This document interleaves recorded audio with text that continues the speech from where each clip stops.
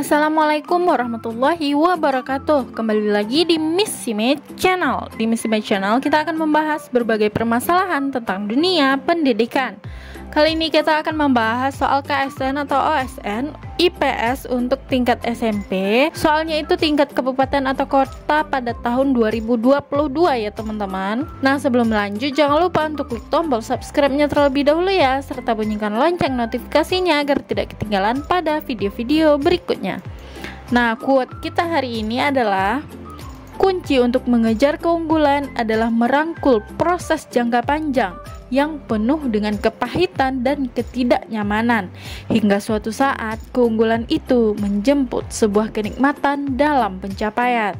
Nah, kita lanjut bahas soal dari nomor 1 sampai soal yang nomor 5 ya. Langsung saja kita bahas soal yang pertama. Berikut ini yang bukan fungsi nilai sosial sebagai kepribadian manusia beradab adalah: A. Mendidik manusia yang sopan, B. Mendidik manusia yang rendah hati, C. Mempererat kesatuan dan persatuan, D. Mendidik manusia yang berbudi luhur, dan E. Mendidik manusia yang memiliki empati dan simpati. Langsung saja kita bahas soal yang pertama. Pembentukan manusia yang beradab adalah dengan menanamkan nilai-nilai sosial dalam diri seseorang. Nah, untuk semua jawaban itu benar kecuali yang C, karena C merupakan bentuk pengajaran jiwa nasionalisme, bukan jiwa sosial. Jawaban soal yang pertama itu C ya teman-teman. Nah, sekarang kita lanjut bahas soal yang nomor 2. Soalnya yaitu, salah satu tujuan pembentukan gerakan non-blok awal mulanya adalah: A. Mengurangi ketegangan antara blok barat dan blok timur, B. Memperkuat aliansi berdasarkan kesamaan ideologi, C. Mempermudah ekspor impor antar negara, D.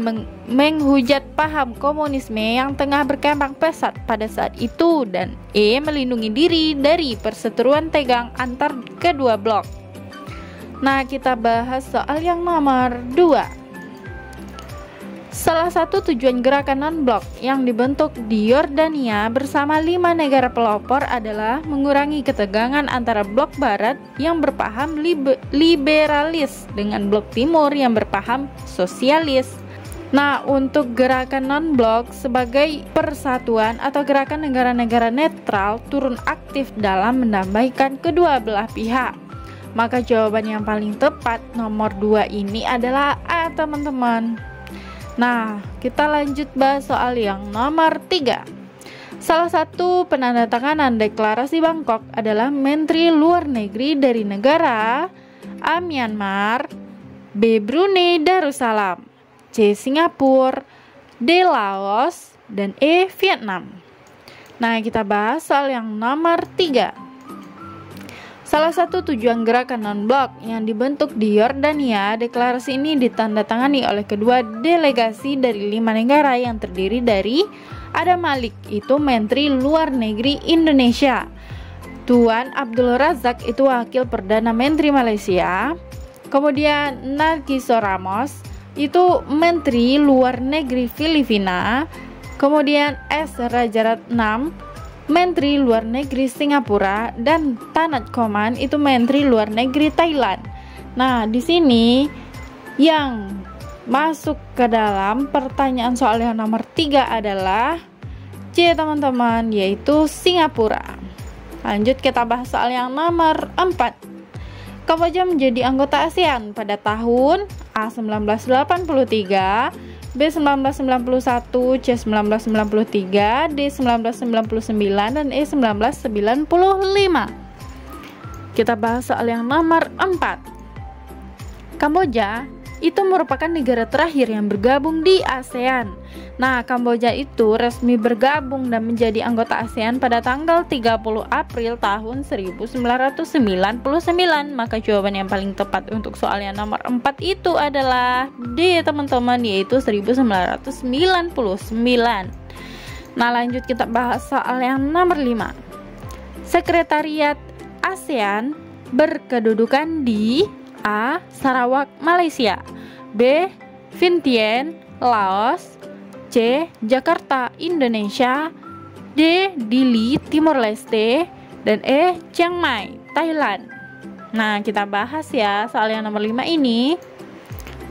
Sekretariat tetap berpusat di Jakarta dan dipimpin oleh Sekretariat Jenderal. Sekretaris Jenderal yang pertama yaitu Lejen H.R. Darsono. Nah, Sekretariat Nasional ASEAN berkedudukan di masing-masing negara anggota ASEAN. Sekretariat tetap ASEAN berkedudukan di Jakarta. Sedangkan Sekretariat Nasional ASEAN berkedudukan di negara masing-masing anggota ASEAN. Nah, Indonesia dipilih menjadi tempat sekretariat tetap ASEAN karena beberapa alasan. Antara lain, Indonesia terletak di antara dua benua, yaitu benua Asia dan benua Australia. Kemudian, Jakarta itu adalah ibu kota negara Indonesia, di mana hampir seluruh sarana, prasarana, dan infrastruktur yang diperlukan itu telah tersedia di Jakarta.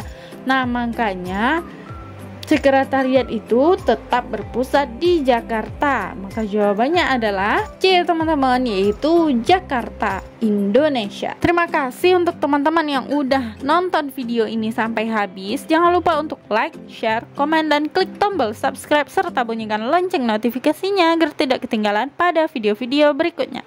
Nah, jika ada pertanyaan silahkan tanyakan di kolom komentar.